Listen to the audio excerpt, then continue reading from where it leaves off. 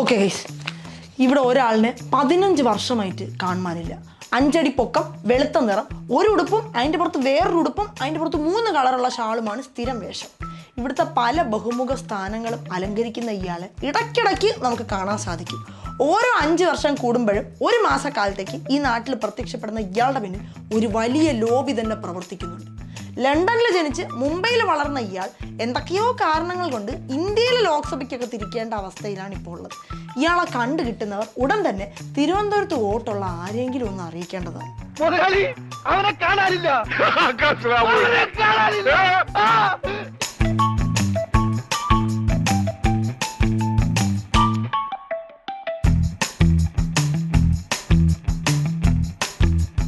എൻ്റെ ഓർമ്മ ശരിയാണെങ്കിൽ ഇയാളെ ലാസ്റ്റ് കണ്ടത് ഈ വർഷം ഏപ്രിൽ 24-നോ അതിന് മുമ്പോ ശേഷമോ കണ്ടിട്ടില്ലാത്ത മറ്റൊരാളുമായി JCBയുടെ മുകളിലാണ്. അന്ന് ഇവിടുത്തെ ലോക്സഭാ ഇലക്ഷന്റെ കലാശക്കൊട്ടായിരുന്നു. ഇയാളുടെ കൂടെ ഉണ്ടായിരുന്ന ആളെ നാട്ടുകാർ ഇക്കാലത്തിനിടയ്ക്ക് ഗൂഗിൾ ചെയ്ത് മാത്രമാണ് കണ്ടിരുന്നത്. പക്ഷെ ഇയാൾ 15 വർഷമായിട്ട് എന്നെ പോലെ തിരുവനന്തപുരത്ത് വോട്ട് ചെയ്യുന്ന ഓരോ ആളുകളുടെയും ജനപ്രതിനിധിയാണെന്നാണ് പറയപ്പെടുന്നത്.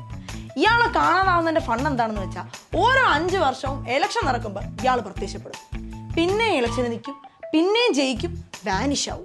അടുത്ത 5 വർഷം കഴിയും, റിപ്പീറ്റ്. എങ്ങനെ ഇയാൾ ജയിക്കണമെന്ന് മാത്രം ഒരു പിടിയും കിട്ടുന്നു. ഇതൊക്കെ എന്ത്?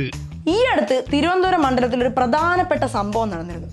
ആമയിഴഞ്ചാം തോട് വൃത്തിയാക്കാൻ ഇറങ്ങിയ ഒരു ശുചീകരണ തൊഴിലാളി വേസ്റ്റിനിടയിൽ പെട്ട് മരിച്ചുപോയി. തൊഴിലാളിയെ കാണാതായി 2 ദിവസത്തോളം കഴിഞ്ഞിട്ടാണ് അദ്ദേഹത്തിന്റെ മൃതദേഹം കിട്ടിയത്. തിരുവനന്തപുരം മേയറും നമ്മുടെ രാജ്യസഭാ MP A റഹീമും തിരുവനന്തപുരത്തുള്ള മന്ത്രിമാരും എല്ലാം അവിടെ ഉണ്ടായിരുന്നു. രാജ്യസഭാ MP ആയിട്ട് പോലും വിഷയത്തിൽ A റഹീം റെയിൽവേ മന്ത്രിക്ക് കത്തയച്ചിരുന്നു. തിരച്ചിലും രക്ഷാപ്രവർത്തനവും ഒക്കെ നോക്കി നടത്താൻ ഇവരൊക്കെ നല്ലപോലെ പണിയെടുത്തിട്ടുണ്ട്. അവിടെ വേസ്റ്റ് അടിഞ്ഞുകൂടി ഒരാളുടെ മരണത്തിലേക്ക് നയിച്ചത് റെയിൽവേയുടെ പരിധിയിലുള്ള സ്ഥലങ്ങളിലെ വേസ്റ്റ് കാരണമാണ്. കേന്ദ്രത്തിന്റെ അധീനതയിലുള്ള ഒരു സ്ഥാപനത്തിന്റെ കാര്യമാണ്. റെയിൽവേയാണ് ഇക്കാര്യം ചെയ്യേണ്ടത്. അങ്ങനെ വരുമ്പോൾ തിരുവനന്തപുരത്തുള്ള ആളുകൾക്ക് വേണ്ടി റെയിൽവേയോട് സംസാരിക്കേണ്ടതും ഈ പ്രവർത്തനങ്ങളൊക്കെ നോക്കി നിർത്തേണ്ടതും ആരാണ്? ലോക്സഭാ MP. ആ ആളിന് സംഭവം നടന്ന് ഇത്രയും ദിവസമായിട്ട് ഇതുവരെ പകൽ വെളിച്ചത്ത് പോട്ട് രാത്രിയിൽ പോലും കണ്ടിട്ടില്ല. പക്ഷെ ഇന്ന് ഈ ആള് സ്വിച്ചിട്ട പോലെ പ്രത്യക്ഷപ്പെട്ടിട്ടുണ്ട്. ഞാൻ വയനാട്ടിലായിരുന്നു, ഇവിടെ ആയിരുന്നില്ല, സത്യം തന്നെയാണ്. എനിക്ക് തിരിച്ച് ഇങ്ങനൊരു ട്രാജഡി സംഭവിക്കുന്ന ആരും വിചാരിച്ചില്ല. സംഭവിച്ചപ്പോൾ വരാനുള്ള സമയമുണ്ടായിരുന്നു. അടുത്ത ദിവസം KPCC മീറ്റിംഗുമായിരുന്നു. ഞാൻ വന്നില്ല. ഞാൻ ഉടനെ ഇടപെട്ടു, ആൾക്കാരെ വിളിച്ചു, ഞാൻ പോസ്റ്റ് ഇട്ടു 2 തവണ. ഒന്ന് ആദ്യ ദിവസം, ഒന്ന് 2ാം ദിവസം അതിൻ്റെ ബോഡി കിട്ടിയ ശേഷം. അല്ല, പിന്നെ ഫേസ്ബുക്കിൽ പോസ്റ്റ് ഇട്ടില്ലേ? അല്ലാതെ ഇവിടെ ഓരോരുത്തരെ പോലെ അവിടെ പോയി നിന്ന് റെയിൽവേയുടെ അടുത്ത് സംസാരിച്ച് 2 ദിവസം കാര്യങ്ങൾ നോക്കി അയ്യേ ഞങ്ങളെ എലൈറ്റ് ക്ലാസ് നേതാക്കളൊന്നും അങ്ങനെയല്ല. ഇതിലും വലിയ പ്രശ്നങ്ങൾ ഈ നാട്ടിലുണ്ടായിട്ട് നമ്മൾ വെളിച്ചത്ത് വന്നിട്ടില്ല. പിന്നെ ഇത്ര സിമ്പിൾ വിഷയം, ആ കോവിഡിനെയും പ്രളയത്തിനെയൊക്കെ പോസ്റ്റ് ഇട്ട് പ്രതിരോധിച്ച കരുത്തനായ നേതാവിനെ കളിയാക്കുന്നുണ്ട്. എന്തായാലും ഇനിയിപ്പോൾ ഈ ആളിനെ 2029 കാണാൻ പറ്റുള്ളൂ.